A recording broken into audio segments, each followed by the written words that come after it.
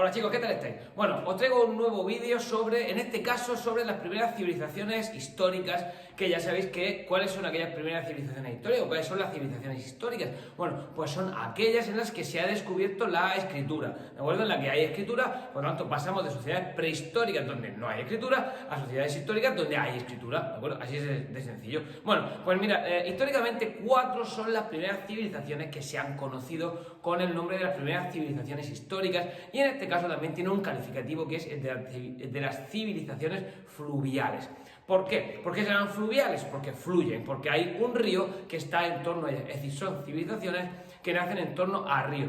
¿Por qué nacen en torno a ríos? Ya sabéis que cuando el ser humano se hizo sedentario, pues necesitaba estar al lado de ríos o lagos para beber agua, para darle agua a los animales y para irrigar los campos, es decir, hace falta regar. Bueno, pues en este caso, pues en torno a grandes ríos surgieron los primeros grandes poblados neolíticos que se desarrollaron en la época de la edad de los metales, y ahora en la edad histórica han crecido a tal dimensión que se han considerado civilizaciones, ya las propias civilizaciones, son grandes imperios. 4. El egipcio en torno al río Nilo, el mesopotámico en torno a los ríos Tigris y Éufrates, el imperio chino en torno al río Amarillo y el imperio indio en torno al río Indo, ¿de acuerdo? Son las 4 civilizaciones más grandes de todas. Aquí ahora mismo yo voy a hacer un pequeño resumen sobre las características comunes que tienen estas 4 civilizaciones, y luego ya posteriormente me voy a centrar en Mesopotamia y en un vídeo posterior en Egipto. Ya la India y la China, pues eso ya que lo estudien los indios y los chinos, que yo lo doy por encima, pero bueno, eso ya es cosa más bien de los asiáticos, ¿vale?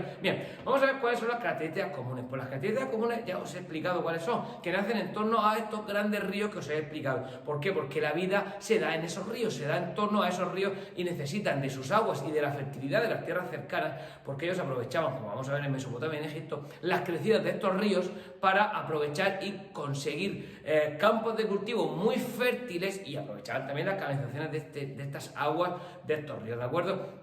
Bien, eso en cuanto a las características generales de estas civilizaciones. Luego hay que ver cómo se organizaban políticamente. Mira, pues políticamente estas civilizaciones se organizaban mediante la creación de una monarquía o de un imperio. Es decir, a la cabeza había una persona, en este caso un rey o un emperador, que tenía todos los poderes, e incluso muchas veces decían que su origen era divino. Ya veremos a los faraones, cuidado con los faraones, que eran considerados dioses, ya no de origen divino, dioses. ¿Vale? Bien, eso en cuanto a la forma en la que se organizaban. Pero es que además estos monarcas o estos emperadores, ¿de acuerdo? Que son esos primeros guerreros que organizan la sociedad y que defienden al poblado de otros pueblos, pues poco a poco se van entronizando en el poder, se van asentando en el poder, hasta que al final crean lo que son monarquías hereditarias, donde sus familiares, ya bien directos o ellos, designan a sus propios sucesores, y se generan auténticas dinastías, como las dinastías egipcias, por ejemplo. Bueno, pues esta forma de organizarse, evidentemente, los reyes tenían que emitir unas leyes, y ya tenemos las primeras leyes escritas,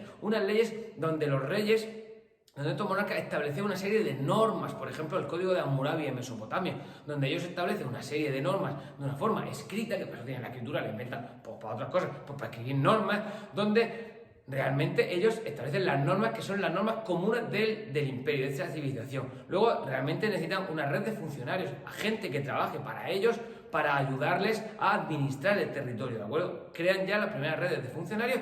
¿De dónde van a sacar el dinero para pagar a esos funcionarios? Pues de los impuestos. Ellos cobran impuestos, le cobran impuestos a la población, a la población civil, a la sociedad, a la gente que vive allí, pues para primero a ellos tener su dinerico, y también para tener dinero para pagar a esos funcionarios, y sobre todo fundamental y exclusivamente, bueno, exclusivamente no, sino fundamental y principalmente al ejército. Es decir, un monarca o un emperador sin ejército no es nada. Necesita imponer esas normas, y necesita que la gente cumpla esas normas, como mediante mano dura, mediante el miedo y mediante un ejército, además de que necesitan un ejército para protegerse de otros pueblos vecinos que les pueden invadir. Por lo tanto, las bases del poder de los emperadores en esta época va a ser una legislación, un cuerpo funcionario y un ejército que haga cumplir esas leyes. Socialmente, ¿cómo se divide? Pues son sociedades, sobre todo son sociedades jerarquizadas, donde va a haber el monarca o el emperador junto con su familia, va a estar en la cúspide de la pirámide. Luego va a haber un grupo privilegiado, que normalmente van a ser los conocidos de toda la vida como los nobles, ¿de acuerdo? En este caso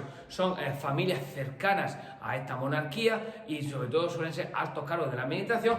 y luego tenemos en lo que es el pueblo llano, que es el pueblo no privilegiado, es el pueblo que es el que trabaja para que esta gente viva bien, que ahí están todas las profesiones que nos podemos imaginar, y luego tenemos por último, tenemos que hablar de los esclavos, ¿vale? Son sociedades esclavistas. ¿Y tú cómo podías llegar a ser esclavo? Pues tenía tres formas realmente para llegar a ser esclavo. La primera forma era ser capturado en una guerra, ¿de acuerdo? Los rehenes de una guerra o la gente que capturaba en la guerra pasaba a formar automáticamente ser esclavos. En segundo lugar, si no pagabas tus deudas, también eras esclavo. Y en tercer lugar, si nacías de esclavo, es decir, un hijo de un esclavo es un esclavo.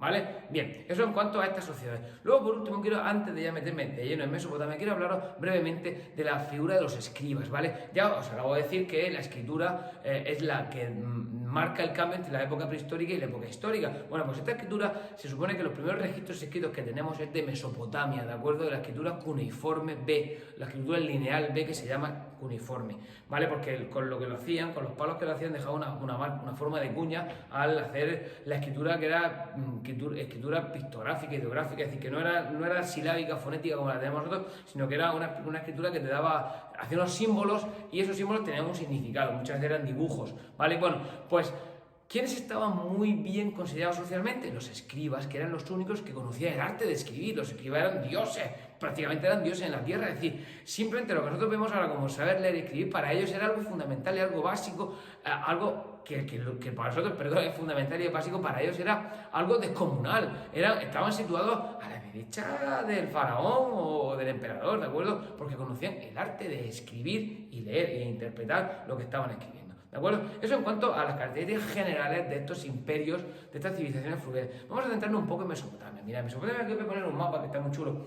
para que veáis dónde está situada. Está situada en el creciente fértil, en el Oriente Próximo, y esta cultura nace en un valle que pues, se llama el creciente fértil, un valle muy fértil que está entre los ríos Tigris y Éufrates.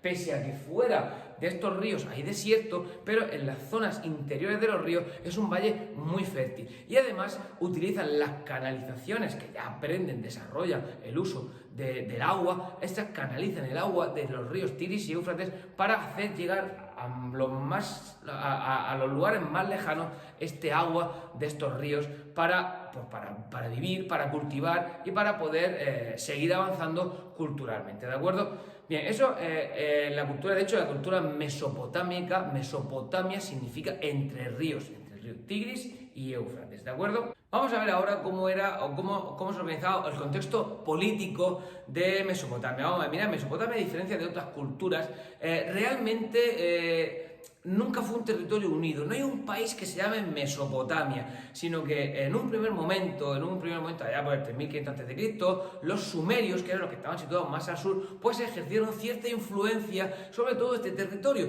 Lo que ocurre es que no había ahí un emperador claro que mandara, como por ejemplo el faraón de Egipto, sino que una ciudad o un grupo de ciudades eran más importantes que otras y ejercían cierta influencia o cierto control sobre esas ciudades. Pero una de las características principales de Mesopotamia es que, pese a que tienen unos rasgos comunes, una cultura común, un lenguaje común, unos dioses comunes, se organizaban mediante lo que se conoce como las ciudades-estado. Cada ciudad tenía una influencia o tenía una forma, un gobierno autónomo, un gobierno propio que era distinto del de otras ciudades. Pero bien es verdad que en distintos momentos de la historia de Mesopotamia, hasta que desde la época prehistórica hasta aproximadamente el siglo VI a.C., que fueron conquistados por los persas, bueno, pues estos mesopotámicos estaban influenciados bajo diferentes pueblos. Por ejemplo, al principio fueron los sumerios.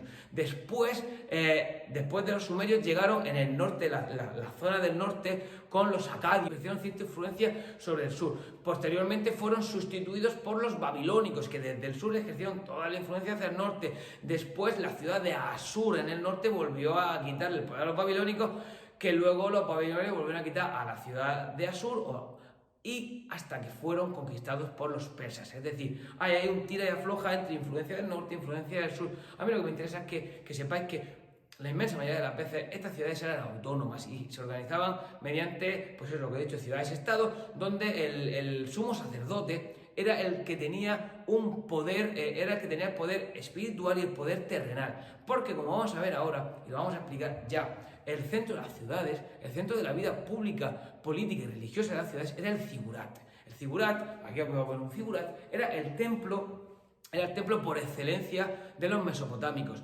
desde donde pues se ejercía una influencia política, una influencia religiosa, pero es que hasta en la parte alta del zigurat había un observatorio astronómico, porque para ellos era muy importante el control de las estrellas, y el control de las estrellas de hecho les sirvió tanto que crearon un calendario lunar, porque ellos tenían que controlar cómo eran las crecidas de los ríos, cómo era, o establecer los ciclos, porque ellos se daban cuenta de que cada X tiempo se producían las mismas acciones naturales de forma repetitiva. Por lo tanto, ellos crearon un calendario lunar para más o menos poder controlar lo que eran los ciclos agrícolas. Es decir, cualquier cultura agraria se basa normalmente en los ciclos lunares o los ciclos solares, depende de cómo se establezca, porque se basan en la naturaleza, es decir, se basan en las leyes de la naturaleza y que necesitan controlar de una forma lo más científica posible. Por lo tanto, ellos, los mesopotámicos, desarrollaron la astronomía, pero es que al mismo tiempo también desarrollan las matemáticas. ¿Por qué desarrollan las matemáticas?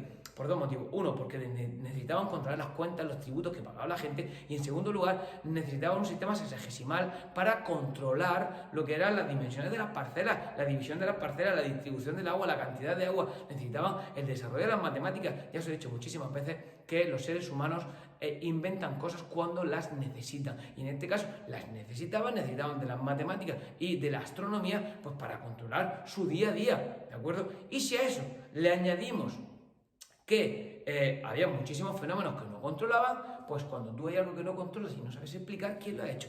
Dios. Los dioses. En este caso son culturas politeístas, donde tienen muchos dioses y sobre todo vinculados a acciones normales. La diosa de la fertilidad, el dios de la tierra, tienen una serie de dioses que son los que controlan. Por lo tanto, por eso la religiosidad para ellos es básica, por eso el sumo sacerdote es el que desde él tenía un palacio donde vivía, pero sobre todo desde el templo, desde esos zigurats, pues establecían lo que son el control y el dominio de la sociedad, tanto política como religiosamente, ¿de acuerdo? Bueno, y huelga decir, ¿has visto qué palabra, huelga decir, madre mía, eso para decir, bueno, me hay que decir que es muy importante la figura o el estilo artístico, porque mirad, las construcciones que se hacían con mejores materiales eran los templos, estos zigurats, ¿vale? Mientras que hay otros edificios que el resto de edificaciones no nos ha llegado hasta nuestros días porque se hacían con materiales pobres, como por ejemplo el adobe, ¿de acuerdo? Bueno, pues en cuanto a la cultura mesopotámica no quiero deciros nada más, ¿de acuerdo? Así que espero que os haya gustado y enganchad enseguida, que el siguiente vídeo que vas a tener es sobre el Antiguo Egipto, un resumen rápido sobre el Antiguo Egipto. Chao, chao, nos vemos, chicos, adiós.